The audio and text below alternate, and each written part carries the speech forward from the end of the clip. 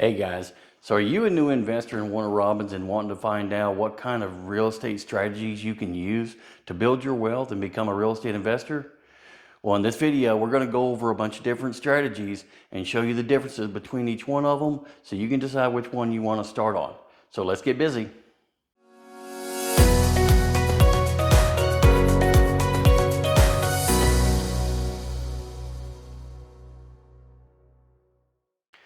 All right, so you're new to real estate investing and you're wanting to know what kind of strategies to get into. Well, if you haven't figured it out by now, there's a lot of different ones to start with, and it can be anywhere from extremely simple to extremely complicated. So I'm gonna go over a few different ones and you can decide which one that you want to start with. The easiest thing to do is go through all of them, look at all of them, research all of them. Now, once you find one that tweaks your interest, stick with it, okay? All of investing is just like any other kind of a career, okay? You want to learn as you go, and you need to learn one strategy at a time. Whether it's flipping a house, flipping commercial, flipping residential, buying whole rentals, note buying is a good one. Tax sales is another one. Wholesaling is another one. Okay, but if you try to jump in and you chase everything that crosses your path, squirrel. So anyway, so just pick one strategy, do it 4 or 5 times, get good at it. Once you get good at it, then you switch to something else. Try it a few times, and then once you get 2 or 3 strategies, then you can start combining them together and getting a little bit more complex and getting growing. Okay, investing is not a sprint. This is a marathon. And one of my favorite mentors keeps using the same analogy. If you want something that's going to last forever, you have to treat it like a garden, okay? You're planting a seed and you're nurturing that seed until it produces fruit, okay? So this is going to be a marathon. You start off small and you work up from there. And there are gonna be mistakes. Get over it. You learn when you make mistakes, okay? Just remember, fall forward. Okay. All right, so the first strategy that we're going to talk about is wholesaling. Wholesaling is pretty easy. Now, there's a few things that you need to be warned about because we have a lot of issues with this around just about any marketplace that has wholesalers. All right, wholesaling is a strategy where you are going out, you're prospecting, and you're finding these houses for sale that people don't want, and then you get rid of them. Usually they want a cash offer and they want a cash quick offer. So you make them an offer low enough that you can turn around and create the contract and sell the contract to somebody else, possibly me, who's going to come in. We're going to buy the house. We're going to do whatever we need to do to it and either flip it or buy and hold it as a rental or Airbnb or whatever. But anyway, you're not going to be keeping the house. But there's a caveat to this, okay? There's a lot of people who have gotten in trouble and a lot of people that have burned the investor industry by going in, getting a contract to buy the house. But they never had any intentions of buying the house. They only had intentions of wholesaling it. And if they couldn't find somebody else to buy the contract, then they just said, oh, well, sorry, Mr. Seller, and they walk off. You can't do that, okay? First and foremost, if you do not have intentions on buying the house, you need to let the seller know, warn them. I always let the seller know. This isn't one that I'm really particularly interested in, but I do have people in my network that are. Do you mind if we work out a deal and I'll put it out there and see if anybody's interested? That's all I can promise, okay? Transparency is key. It's also going to build a lot of trust. When you tell them in advance what's going on, then they can't come back and fault you, okay? So you work a deal to purchase the property low enough to where you can turn around and sell the contract to somebody else. Now, here's a couple of the things that you need to be warned about. Do not do. If you don't know how much the repairs would cost to make the house back 100%, don't lie. Just say, I don't know, okay? Better yet, find a mentor that you trust that will come and take a look at the house with you. They'll partner up with you. You watch what they do, you do what they do. You figure up how much the repairs might be. You figure up your ARV, that's after repaired value, and you do the deal. Yeah, you may not get the entire deal, but so what? You're a novice. You're learning. And that education is going to be just as valuable, if not more so, than the actual deal you're working on. So keep that in mind, please. Just do the deal, go through the motions, get the education, okay? The next one, you might need to partner up again. You're not quite sure. The third one, you could do all by yourself, okay? You're progressing. That's why I said do 4 or 5 first. Get good at it, know what you're looking at, and know what you're doing. So you buy the house for low, you get it under contract, you turn around and take the contract to somebody who intends on buying it, okay? Now the whole thing about this is you need to have the fortitude to tell them that you're not going to buy it, because there are certain states, and we're in Georgia, and so far it hasn't happened here, but be careful and don't screw it up for the rest of us. Have the money as soon as possible to be able to back it up. If you tell them that you're buying the house and you can't find another buyer, you need to buy the house. I've done this quite a few times. Around Warner Robins, I've had houses that I got under wholesale contract, and the lady that I was buying the house from, she had to have the money now. She was in financial troubles, and whoever the creditor was made them an offer. If she can get them paid off in 72 hours, then the price would be down like 20%, 30%. She's like, I gotta have that money now. Okay, so I went ahead and bought the house. As a matter of fact, I think I bought that house for 21. Yep, 21. Because I knew that I could turn around and sell it for 29, 30. And that's exactly what I did. I got $30,000 for it. They fixed it up. And the guy that I sold it to, he's still renting it to this day because that's what it was worth. So she was in a dire situation. She trusted me. I went ahead and bought the house to make sure that she was able to get where she needed to go. Okay? If you don't have the money, just be honest. Now, the next strategy that you can look into is tax sales. Now, tax sales require a little bit of regulation, studying, and homework, okay? Basically, what tax sales are is, if you're not already familiar with it, a house or property has the taxes due at the end of the year. If they don't pay their taxes, it starts accumulating interest. And when it accumulates interest, it starts stacking up. Sometimes the county commissioner, the tax commissioner, will let it go for maybe a year, maybe 2. Unfortunately, there's a couple cities around here where they've gone as far as 7 years. We almost bought a warehouse in Macon for $70,000, but I couldn't find a backer that was willing to do it. It sold on the courthouse steps, and they bought it for $70,000. They turned around and sold it for $200,000. So I missed out.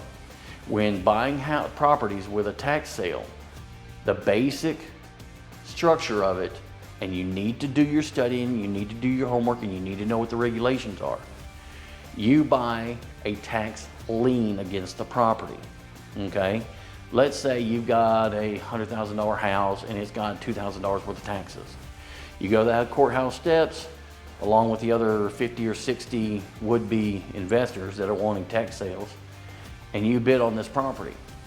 You might bid it up to $10,000. You get the property. Now you've got a $10,000 lien against that property.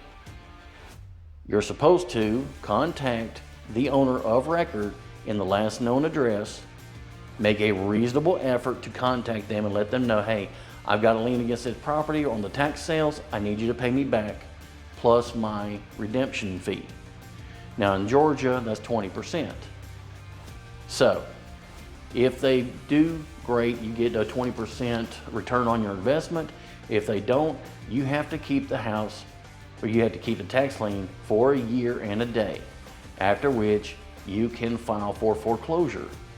You foreclose on the property, you either get paid by whoever calls the bid at the courthouse steps again, or you get the property yourself. Usually you get the property yourself. And then you turn around and either keep it or sell it on the open market and make your money that way. Now, tax liens are a good, safe way because they're backed by the government. On the other hand, you have to wait a whole year and you can't touch the property because it's not yours. The only way you can touch the property is if there is significant threat of damage and you get a waiver from the tax commissioner to go on the property and do whatever it takes to preserve the property in the current condition. That means if it's got a hole in the roof, you might be able to get a waiver to go put a tarp on the roof until your year and a day is up. Okay? So, that's tax sales. But there again, there are nuances, there are rules and regulations, there are tax codes you have to follow, so make sure you do your homework. I've seen plenty of people get bit going in there and buying a tax lien on what they thought was a mobile home on land, and all they got was a lot. And then the owner didn't like that, so he managed to pull together enough money to have his mobile home moved off the property. So the guy that bought the tax lien was stuck with an empty lot. It worked out for the best, but that sure wasn't what he was expecting it to be. So anyway, now another strategy that you can do is, of course, flipping. Now, flipping can be done a lot of different ways. There is you buying the house for cash or buying the house with some kind of a loan or a backer. Now, I've got a little bit of money, so if you need a loan for a flip, you can contact me. We can possibly work out a deal. But you usually get with houses that need to be flipped, that means they usually need repairs. So you're not going to get a 30-year FHA mortgage. You're not going to get a conventional loan because those loans are usually reserved for houses that are in good enough condition to move in and live. All right. If it's not good enough to move in and live, then you're probably going to need some kind of a construction loan or hard money loan or private lender.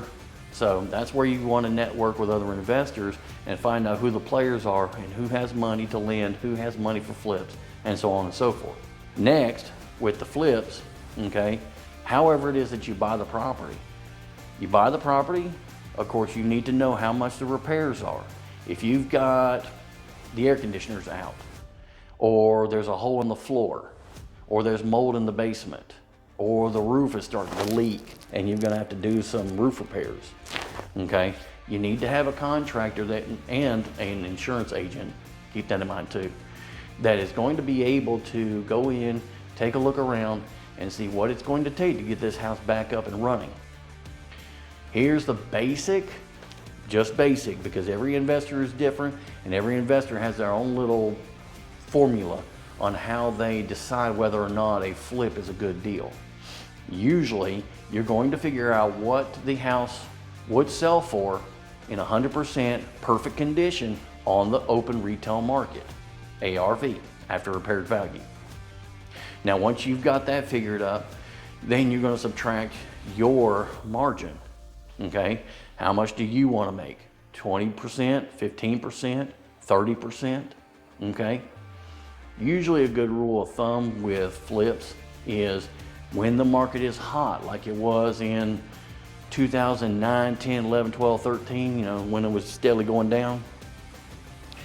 At the bottom at 13 was when everybody was really happy because they can get a house for a song, they could fix it up, and even if they didn't sell it right away, the market was climbing back up, so they knew it was going to be worth more than when they bought it. So, make sure that what the house is going to be worth, you subtract your margin, and the more deals you can do, the tighter a margin you can get. The more of a seller's market it is, there's not a lot of inventory, but there is a lot of buyers. That's a seller's market. If you can get your house on the market, it will sell because there's plenty of people wanting to buy and not a lot of inventory. So you can do 10, 15, 20% because you know as soon as you find another house, you can do it again, you can do it again, you can do it again, and you can keep on rolling, okay? When it's the opposite way, and there's a lot of sellers and not a lot of buyers, then that means you're probably not going to be doing as many deals So you're probably going to need to try to get 20, 25, maybe 30% on each deal, okay? The more you do, less per unit you can get away with making money on.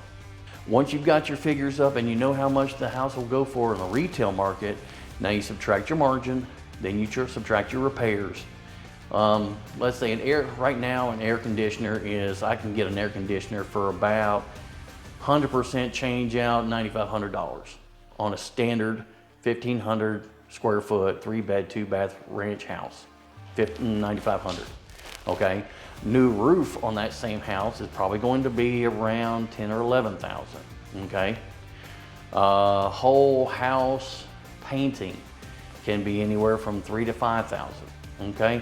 Know what your costs are going to be and add in about 10 to 20%, 10 or 15% oops factor.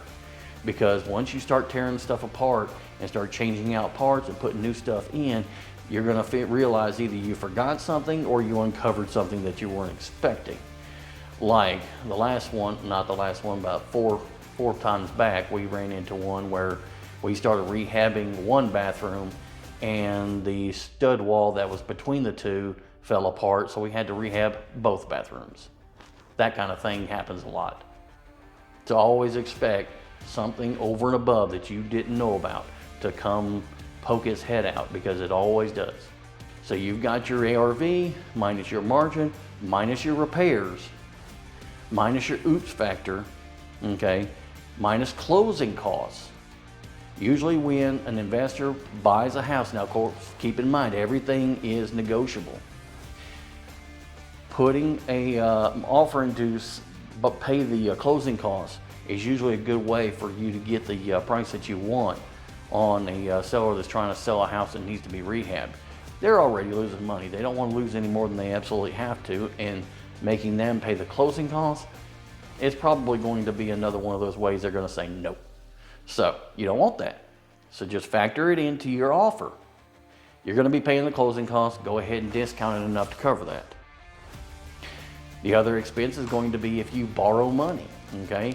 Usually most investors are going to do some kind of an interest-only loan until you get the house fixed up and on the market. That way you don't have to either make payments on a fully amortized schedule, or you can make monthly discounted payments on just the interest only. It makes it better for you until you get the house sold, and then everybody's happy. So you got to factor all that in. Once you subtract all that from the ARV, now you've got what they call the max allowable offer. If you offer them any more money than that, you're probably going to be taking a loss. So from that point down is where you're going to be doing your negotiating. Okay? It's pretty simple. You can slice and dice it any way you want to. A lot of different investors figure numbers a lot of different ways. That's just one way. Let's say you found the same house that you want to rehab and it doesn't take so much rehabbing to do, and you want to keep it. Investing in rental properties. That is the epitome of what I like to call the marathon method, okay? One of my mentors, one of my favorite heroes down in Florida, you know who you are, Pete Fortunato, was always adamant about telling us you can do a whole lot more with a house than you can with a dollar. So I've adopted the attitude that I'd much rather keep a house than a dollar for that same reason. So if you want to buy the house and keep it as a rental property, pretty much for the fix-ups, you're going to be running about the same numbers.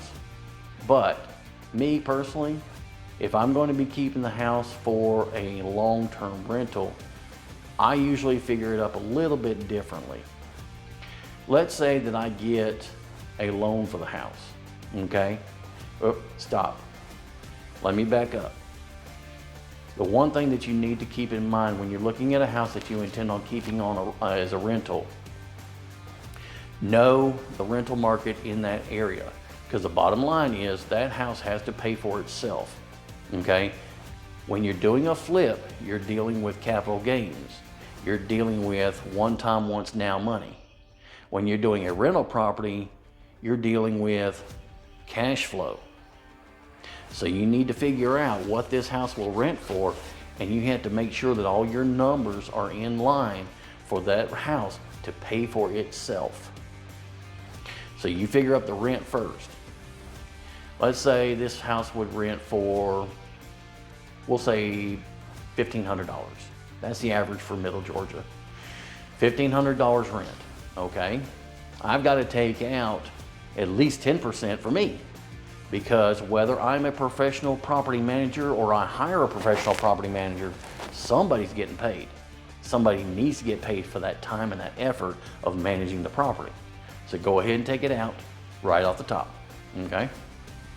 Next is going to be your taxes and insurance. Now, if you've got a loan that's already got escrows in it, then you can kind of fudge that a little bit because it's already taken care of. Next is going to be repair costs. Now, you don't have to come out $10,000 or $20,000 right now unless it needs it to fix it up, in which case we'll talk about that in a minute. But as it stands right now, you've got your property management, you've got your taxes and insurance, you've got your repair costs. Usually $50 a month is a good average. Some people will argue more, some people argue less. That's going to be your top tier of the rents. Usually most people figure about 30% of the rent, and that's usually what it comes out to, is around 35%. I like 35 because it gives me that little margin of error. If I set it aside and I don't need it, is a whole lot better than not setting it aside and I do need it. So now you take the 35% off the top for taxes, insurance, repairs, property management, okay? And then what's left is what the profit is for your house and the mortgage. So let's say this $1,500 boils down to 35%, $950, okay? So we got $950 left. I like a house to have at least a 15% return on my money, okay? So if I've got $10,000 of my money in that house, I want to be making at least $1,500 at the end of the year, okay? That's my 15%. Now, if it's a $100,000 house and I've got a whole $100,000 invested in the house, then obviously I'm going to be making back $15,000. But of course, I don't want that much of my money wrapped up in that house. If I'm going to put that kind of money into a house, then I'm definitely going to want to flip it, because I don't want to keep my money tied up in that much of a house. Now, that kind of ties it back in with the rental property. If I get it fixed up a little bit, or I have a lender, private or industrial or whatever, that's going to take the brunt of the purchase price, and all I've got to do is put in the repair costs, then that comes back to the same scenario. If I've got $10,000 wrapped up in doing the repairs and getting it on the market, then I want to make at least $1,500, $2,000 on my money, 15 to 20%. That's my strategy. That's the way I like to do it. Plenty of guys are going to argue about it. Make a comment below if you've got a different strategy that you like. But that's the one that I like, cash on cash, 15 to 20%. Now the rest of that money is going to get paid, all that money is going to get paid by the tenant. They're going to be paying the $1,500 a month rent. So I get my $150, $250 a month cash flow on my investment, and the rest of it is going to the mortgage. Now, that's not very much, but it is a rental property, is a long-term strategy, okay? This is what you call the slow dime, not the fast nickel, okay? You make a fast buck, but you've got to get up out of bed and you got to go do it again. My rental property, I don't have to get out of bed, at least not at 5 o'clock in the morning anyway.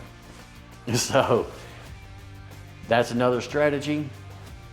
If you put a little bit of money into it, and I have had, and I know this is a cliche or taboo or whatever you want to call it, but a lot of people make jokes about getting a house with no money down or getting a house with no money out of their pocket. It happens. It's true. I have actually gotten a house to three. That I came from the closing table with money in my hand. I didn't have a dime in it. Of course, that money turned around and went into doing the final repairs to get the house on the market, but still, I didn't have any of my own money in it. So it can happen. You want to find out how? You contact me. So this is a couple ideas on how to become a new investor and the strategies that you can do in investing in real estate in Warner Robins. So if you've got any questions, make a comment below, contact me, and I'll see you in the next video.